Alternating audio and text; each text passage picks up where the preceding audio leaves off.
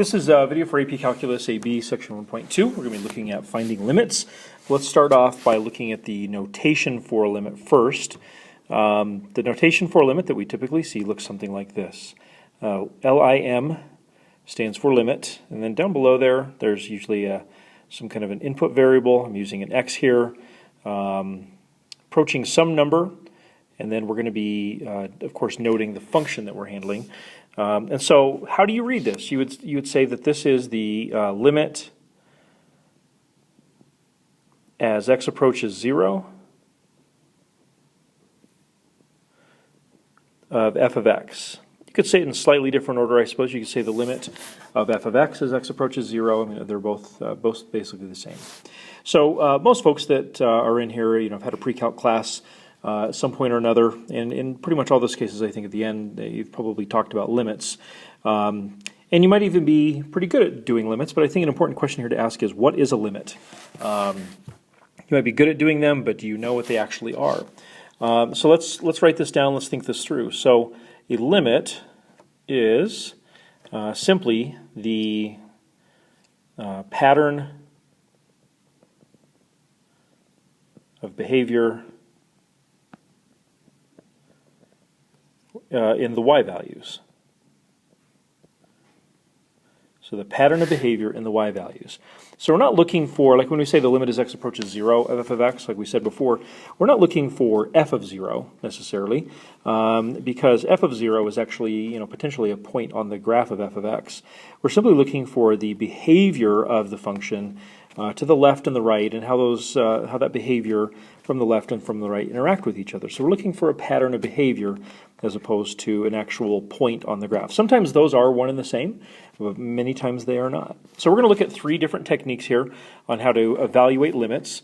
We'll kind of bring in the idea of a pattern of behavior as we go through these. So we're going to be looking at tables, graphs, and then algebra to help us evaluate limits. So we're going to start off with a table here. So let's take a look at example A. So with example A, we are asked to use a table to help us evaluate this limit. So I'm going to use my calculator to construct a table here, and I'll fill that table in. So one thing you'll notice as we look at the table here is that when x is 0, our function here, x over the square root of x plus 1 minus 1, doesn't exist, right? You can't divide by 0, and plugging in a 0 into that function will cause it to not exist. But instead of looking at that and maybe thinking the limit doesn't exist, we're going to look at the pattern of behavior from the left and the right. So as you look at these, the y values is what we're focusing on. As you look at the y values from the left of 0 and the y values from the right of 0, you want to ask yourself, do they appear to be converging to a singular y value? And even though, of course, f of 0 is d and e, you can see that from the left we're kind of approaching 2 from, slightly less than 2 to closer and closer to 2. And from the right, we're a little bit above 2, but we are decreasing down towards 2. And so I think that, if we were to, just look at this table and use it as a guide, I think we'd have to say that the limit as x approaches 0 of this particular function is 2, simply based on the pattern of behavior that we see in the table.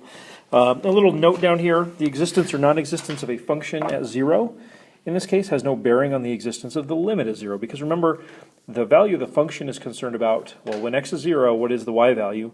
The limit is simply concerned with what is the pattern of behavior, what are we heading towards as we get closer and closer to some specific value. Of course, using a table like this, it leaves room for error, of course, right, depending on how precise your table is. And so we'll look at some other methods that are also good and maybe a little bit more precise than just using a table. So next we're going to look at a graphical approach for this. So this question says, given the graph of g of x down below, find the limit as x approaches 1 of g of x, as well as the limit as x approaches negative 3 of g of x. So I'm going to check out this graph. I'm going to see what I can decide just from looking at the graph. Of course, a graph is similar to a table. It's going to be a little bit imprecise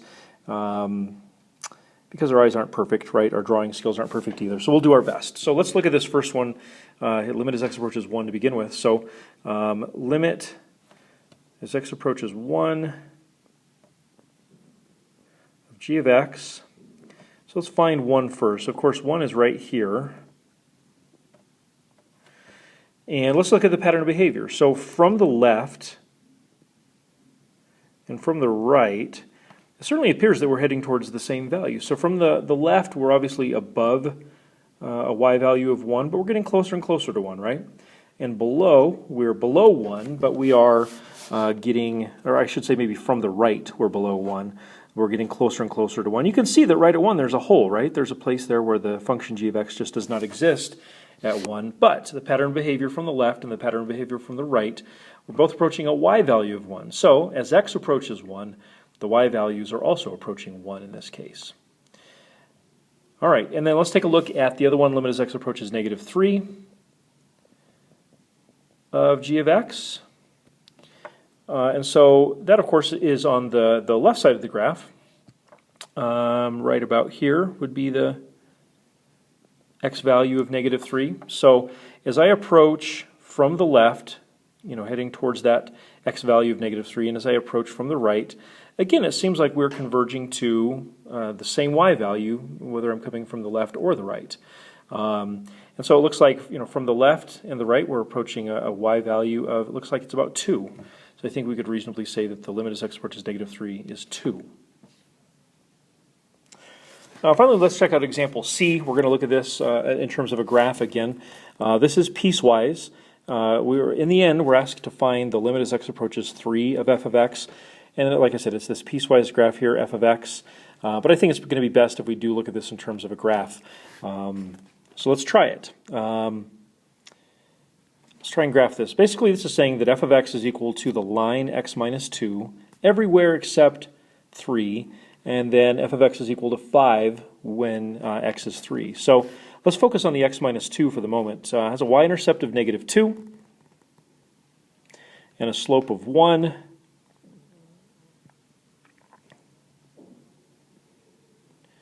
Oops, let's try that again. So y-intercept of -2,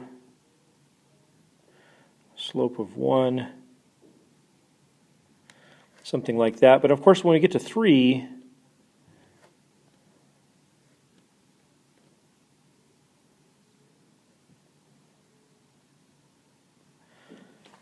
things are going to change a little bit. I'm going to put an open circle right there because we're told that this function applies only everywhere except 3.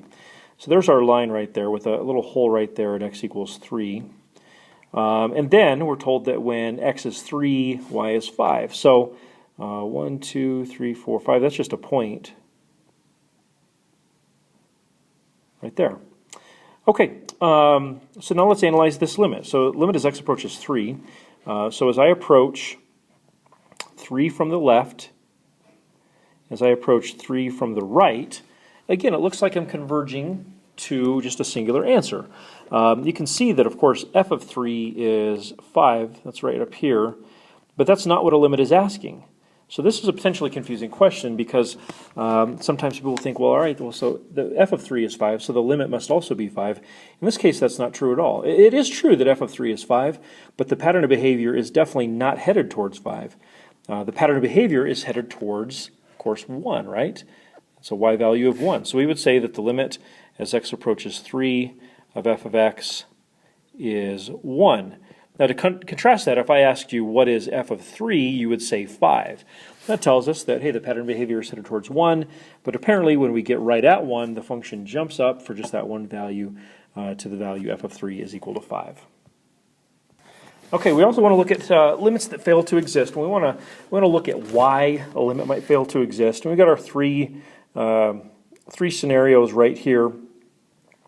Different behavior from the left and the right, unbounded behavior, and oscillating behavior. So we'll take a look at these examples here. Feel free, of course, to pause the video at any point and try these examples on your own, and then just watch the video to see how you did. But let's go ahead and do these three examples, and I think we'll be done. So example D, limit as x approaches 0 of absolute value of x over x. So this graph looks something like, of course, there's your x-axis, there's your y-axis. So this graph looks something like this. A horizontal line headed to the right and a horizontal line headed to the left with an open circle on 0 for both parts.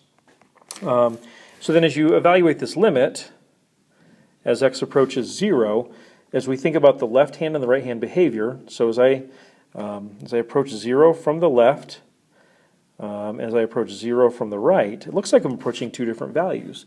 So this value right here is actually a y value of -1. This is a y value of +1. So I'm approaching two different values. So because the behavior from the left and the behavior from the right are different, we would say that this limit right here, limit as x approaches 0, does not exist. So we'll use a graph again here for example E, using a graph for the limit as x approaches 0 of 1 over x squared. So here's what that graph looks like. Of course, you can mess around with these graphs on your own. But here's what it looks like. It kind of looks like the Atari symbol or maybe a volcano or something along those lines.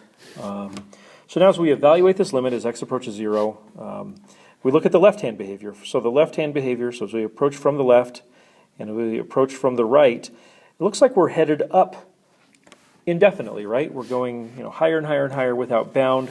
And so some people might be tempted to put equals infinity on this one. And the truth is, you're describing it well. And if this were a quiz or a test, I would definitely not mark that wrong. What your book is going to want you to say right here is they're going to want you to say DNE, unbounded behavior, right? I mean, these from the left and the right, we're going up forever and ever and ever, headed towards infinity. And so since infinity is not a real number, your book at this point will call this a non-existent limit. In a section or two, they're going to say that you should write infinity. So I just want to give you a heads up on that. Your book kind of dances around that a little bit. And they kind of settle on infinity. But if you were to put DNE for this, definitely would mark it right. The AP folks would do the same as well. All right, finally, example F. Limit as x approaches 0 of sine of 1 over x. Using a graphing calculator here is definitely the wisest move. This is a crazy one. This is a little bit of an interesting question. It's not something that I would spend a great deal of time on. It's not something that you would probably see on an AP test, but this is kind of the final way that a limit wouldn't exist for us. So check this out. When you do graph this, I think it looks something like this on this side. I think it kind of comes in like this. But then once it gets in here, it starts just going crazy with the oscillations. And if you were to, feel free to do this, if you were to take your calculator and start zooming in on the origin, right there kind of in the middle, you would see that oscillation, like the closer you get, the more crazy the oscillation gets.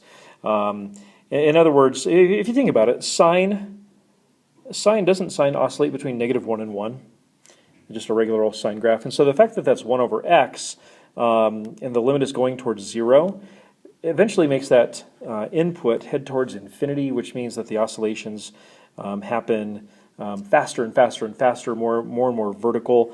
In other words, like as x goes to 0, the y values are going to oscillate more and more rapidly between +1 and -1, making it impossible to pin down where it should be, just jumping across the x-axis. So again, this is not something that you want to study for hours and hours on end. This is kind of one of those exceptions to the rule, kind of like a little bit of a sideshow, but I think it's worth going over just so you know that it's there, but realize that we'll focus on other things for the most part, the other things that we've been talking about. So you can see that there's going to be another video starting, and it's actually an intro video.